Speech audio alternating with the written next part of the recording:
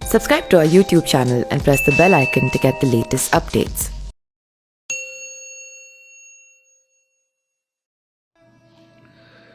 कुसा के अग्नभाग जो कि बहुत ही तीखा होता है, इसलिए उसे कुशाग्र कहते हैं। तीक्ष्ण बुद्धि वालों को भी कुशाग्र इसलिए कहा जाता है। इसकी विस्तृत व्याख्या प्रस्तुत करने से पहले इसकी सबसे महत्वपूर्ण विशेषता आपको बता दूं कि कुशा महिलाओं की सुरक्षा करने में रामबाण है, जबकि लंकापति रावण माता सीता का हरण कर उन्हें अशोक वाटिका ले गया। उसके बाद वह बार बार उन्हें प्रलोभित करने जाता था और माता सीता इस कुशा को अपनी सुरक्षा कवच बनाकर उससे बात करते थे, जिसके कारण रावण सीता के निकट नहीं पहुंच सका।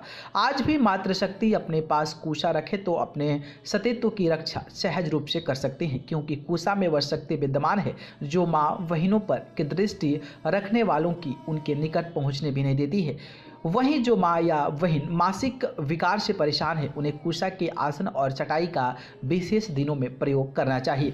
वेदों और पुराणों के कुश घास को पवित्र माना गया है। इसे कुशा दर्भ या डाब भी कहा गया है। मत्स्य पुराण के अनुसार भगवान विष्णु के वराह अवतार के शरीर में कुशा बनी है। हिंदू धर्म के अनुष्ठान और पूजा पाठ में कुशा का उपयोग किया जाता है। पितृपक्ष में श्राद्ध के दौरान कुशा का उपयोग जरूरी है। इसके बिना तर्पण अधूरा माना गया है। कुशा के अंगूठी बनाकर तीसरी उंगलियों में पहनी जाती है, जिसे पवित्री कहा जाता है। ग्रंथों से बताया गया है कि इसके उपयोग से मानसिक और शारीरिक पवित्रता हो जाती है। पूजा पाठ के लिए जगह पवित्र करने के लिए कुश से जल छिड़का जाता है। कुशा का उपयोग ग्रहण के समय भी किया जाता है। ग्रहण से पहले खाने पीने की चीज़ों में कुशा डाली जाती है। ग्रहण काल के दौरान खाना खराब ना हो और पवित्र बना रहे, इसलिए ऐसा किया जाता है। इसके बारे में तमिलनाडु की शास्त्र एकेडमी की रिसर्च में पता चला है कि कुशवास एक नेचुरल प्रिजर्वेटिव के रूप में काम करती है। इसका उपयोग दवाइयों में भी किया जाता है। कुश में प्यूरिफिकेशन एजेंट है।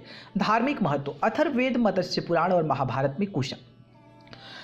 अथर्ववेद में कुश पास के लिए कहा गया है कि इसके उपयोग से गुस्से और कंट्रोल रहता है। इसे अशुभ निवारक औषधि भी कहा गया है। चाणक्य के ग्रंथों से पता चलता है कि कुश का तेल निकाला जाता था और उसका उपयोग दवाई के तौर पर किया जाता था। मत्स्य पुराण का कहना है कि कुश घास भगवान विष्णु के शरीर से बनी होने के कारण पवित्र मानी गई है। मत्स्य पुराण की कथा के अनुसार भगवान विष्णु ने वराह अवतार लेकर हिरण्याक्ष का वध करने के पृथ्वी को स्थापित किया। इसके बाद अपने शरीर पर लगे पानी को झाड़ा, तब उनके शरीर से बाल पृथ्वी पर गिरे और कुशा के रूप में बदल गए। इसके बाद कुशा को पवित्र माना जाता है।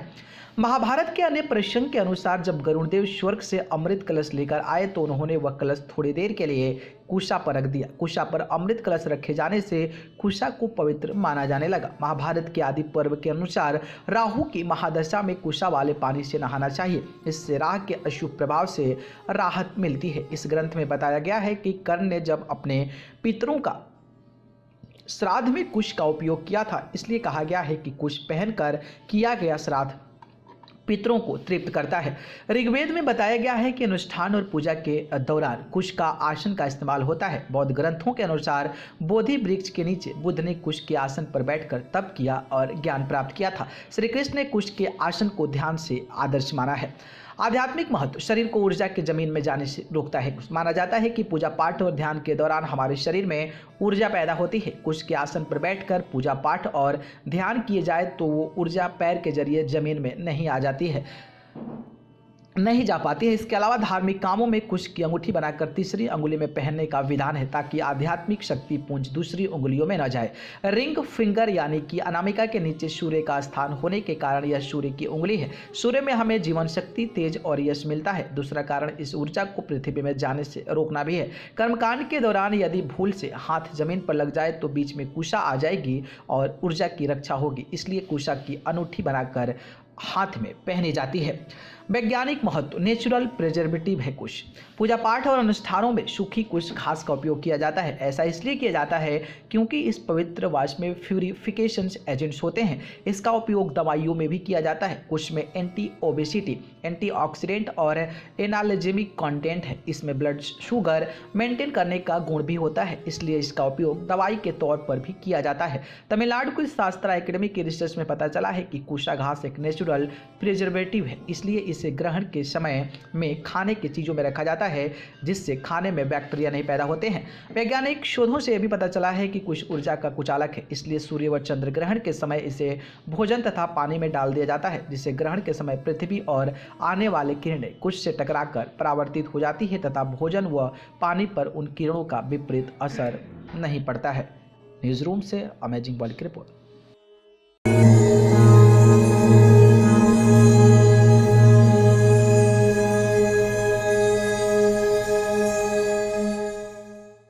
Subscribe to our YouTube channel and press the bell icon to get the latest updates.